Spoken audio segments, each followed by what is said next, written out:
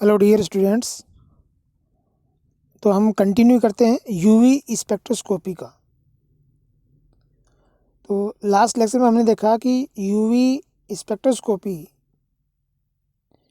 Quantitative और qualitative दोनों प्रकार के एनालिसिस के लिए यूज़ की जाती है।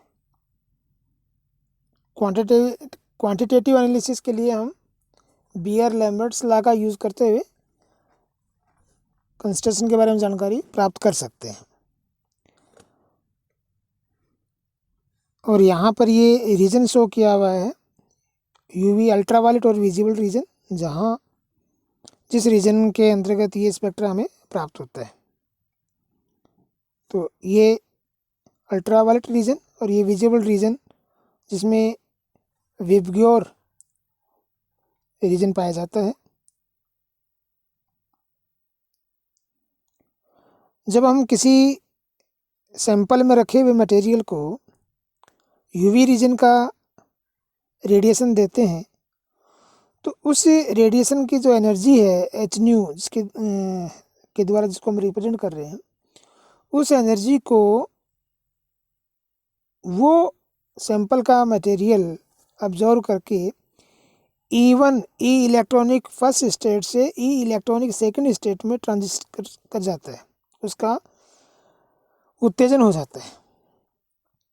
तो इस प्रकार का जो उत्तेजन होगा तो उस उत्तेजन के लिए एक विशिष्ट लैम्डा वैल्यू वाली जो रेडिएशन है वो ऑब्जर्व हो जाती है और उसी के अकॉर्डिंग हमें स्पेक्ट्रा प्राप्त होता है।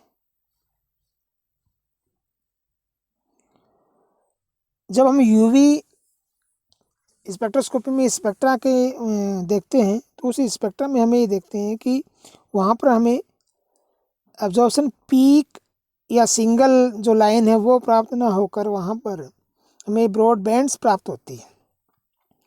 तो वो बैंड किस प्रकार से बनती है, यूवी स्पेक्ट्रा में एब्जॉर्प्शन बैंड क्यों प्राप्त होती है, चौड़ी बैंड क्यों प्राप्त होती है, उसका रीज़न क्या है कि जब हम मटेरियल को अल्ट्रावायलेट और विजिबल रेडिएशंस देते हैं तो वहाँ पर जब उसके अंदर इलेक्ट्रॉनिक ट्रांजिशन होता है, वो मॉलिक्यूल E1 स्टेट से E2 स्टेट में जब संक्रमण करता है तो वहाँ पर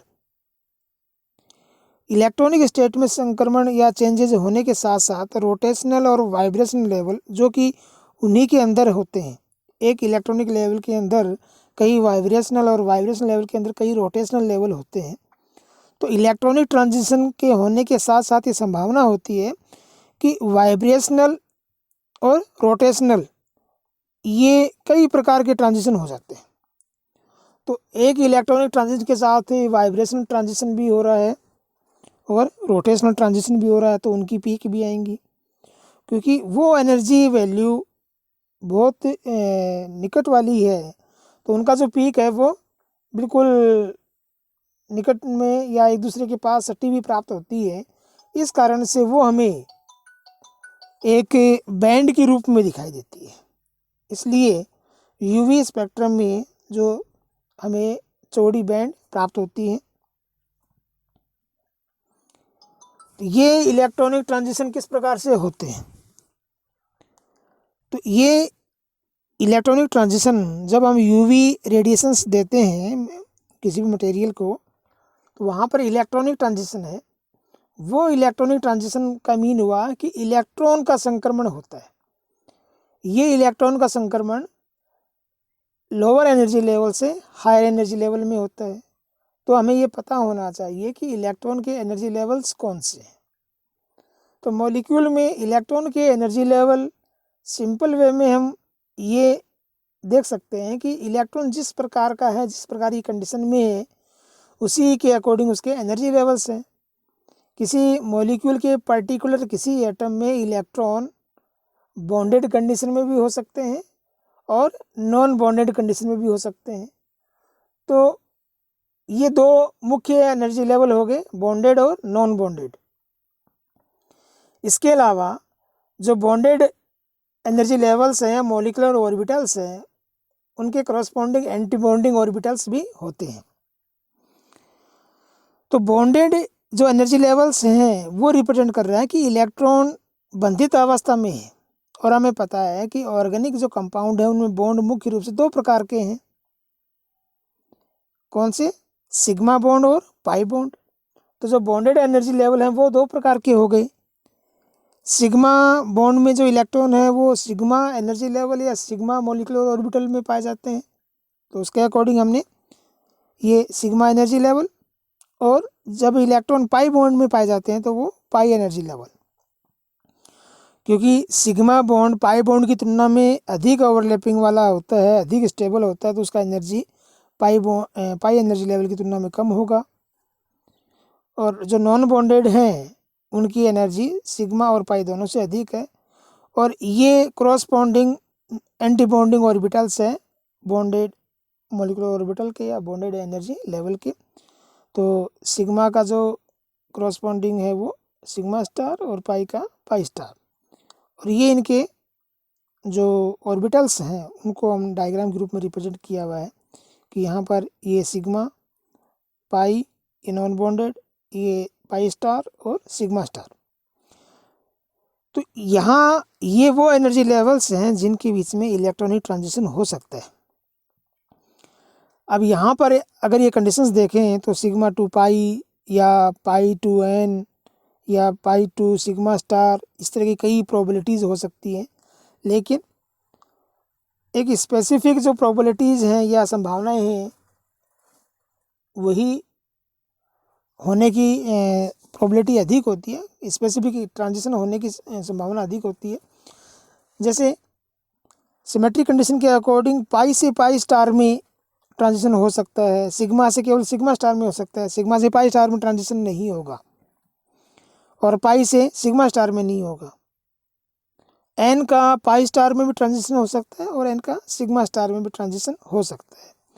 तो इसके अकॉर्डिंग ये विभिन्न प्रकार की जो ट्रांजिशन है उनको यहाँ शो किया गया है। फॉर एग्जांपल जैसे ये हो गया sigma to sigma star transition, ये हो गया pi to pi star transition, ये n to pi star transition, और ये n to sigma star transition. ये वो ट्रांजिशन है जो हो सकते हैं। अब यहाँ पर ये जो एनर्जी लेवल्स हैं उनको एनर्जी के सीक्वेंस में रखा हुआ था। तो यहाँ पर इन ट्रांजिशन के लिए जो रिक्वायर्ड एनर्जी है वो रिक्वायर्ड एनर्जी इन दोनों एनर्जी लेवल्स के गैप की इक्वल होती है, डेल्टा ई, जो इन दोनों का डिफरेंस है। तो इनके अकॉर्डिंग हम क्या देख रहे हैं कि इनमें से सबसे कम जो एनर्जी गैप है वो यहाँ पर ये है। That means n to pi star transition के लिए सबसे कम एनर्जी की रिक्वायरमेंट होती है। अतः इस प्रकार का जो ट्रांजिशन है वो जो यूवी रीजन है उस यूवी रीजन में उस जगह पाए जाने की संभावना अधिक है जहाँ पर लेमडा वैल्यू अधिक है, क्योंकि जितना अधिक लेमडा वैल्यू एनर्जी का मान उतना ही कम। और ये जो ट्रांजिशन है इस ट्रांजिशन के लिए जो रिक्वायर्ड एनर्जी है उसका मान सबसे अधिक होगा। तो इस प्रकार के जो एनर्जी लेवल्स हैं उन एनर्जी लेवल्स के अकॉर्डिंग जो ट्रांजिशन की प्रोबेबिलिटीज़ हैं उसका हम अनुमान लगा सकते हैं। अब हमारे दिमाग में ये रहता है कि ये सिग्मा पाई एन या सिग्मा टू सिग्मा स्टार या पाई टू पाई स्टार या एन टू पाई स्टार कौन सा ट्रांजिशन है उसका हमें पता कैसे चले। तो उसका पता लगाने का तरीका ये है कि हम सिंपल कोई भी मॉलिक्यूल है उस मॉलिक्यूल का स्ट्रक्चर देख लें।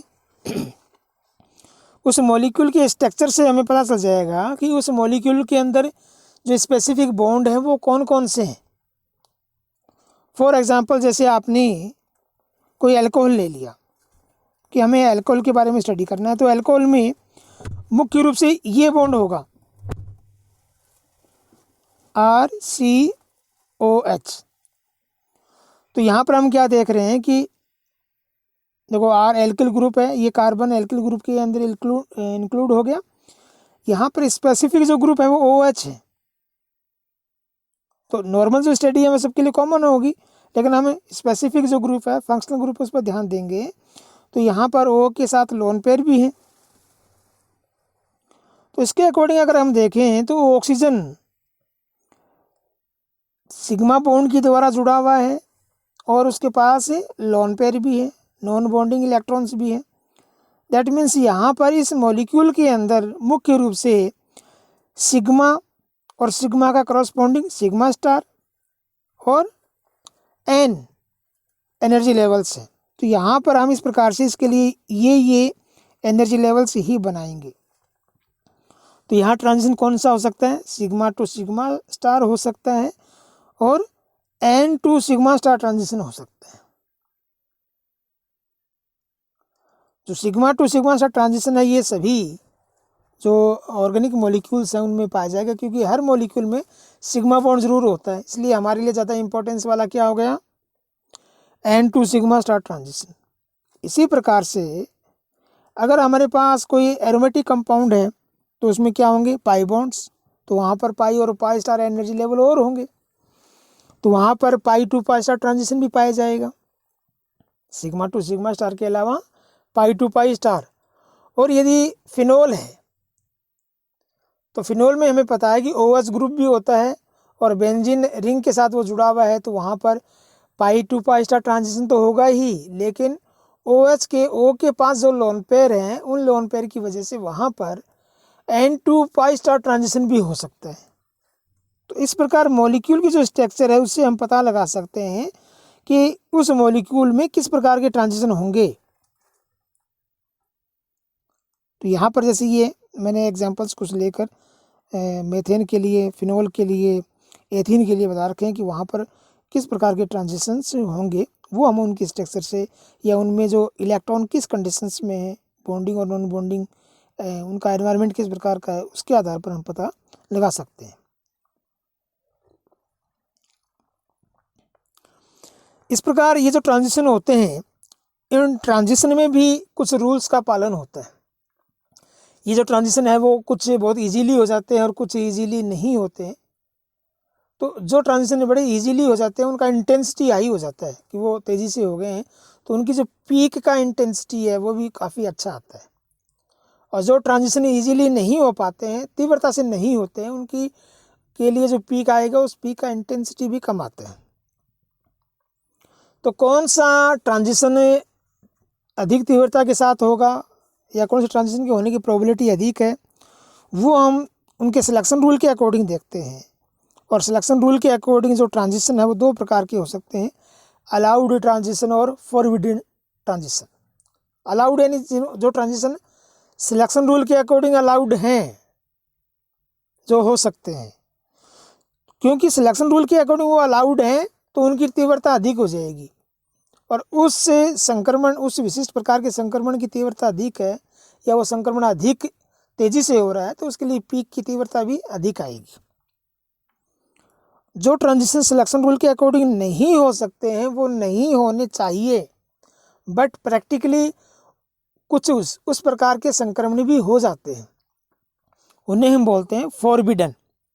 तो वो जो संक्रमण है जो सिलेक्शन रूल के अकॉर्डिंग नहीं होने चाहिए वो होते तो हैं, लेकिन उनकी होने की जो तीव्रता वो कम होती है, प्रोबेबिलिटी कम है, इसलिए उनके कारण जो पीक प्राप्त होगी उसका इंटेंसिटी कम होगा।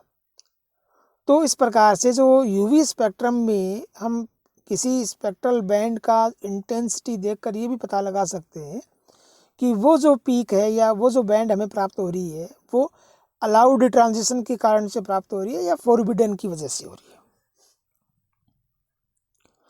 जिन सिलेक्शन रूल के अकॉर्डिंग हम अलाउड और फॉरबिडन ट्रांजिशन बता रहे हैं वो इस प्रकार से हैं।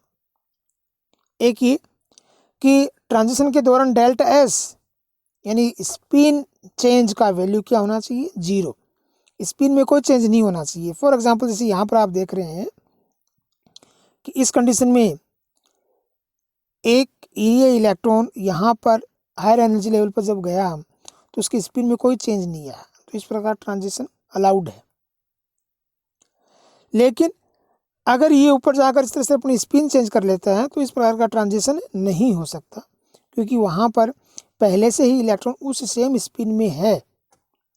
तो उस कंडीशन में ये जो ट्रांजिशन है ये फॉरबिडन हो गया और ये अलाउड हो गया। इसे हम स्पिन सिलेक्शन रूल कहते हैं। सेकंड जो सिलेक्शन रूल है वो है लेपोर्ट ऑर्बिटल सिलेक्शन रूल।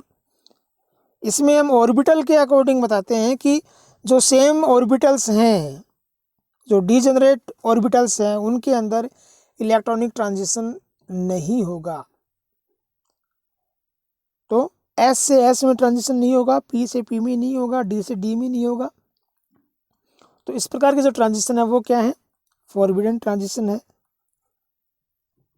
तो इन सिलेक्शन रूल के अकॉर्डिंग जो इन रूल का पालन कर रहे हैं वो ट्रांजिशन अलाउड, और जो रूल का पालन नहीं कर रहे हैं वो फॉरबिडन।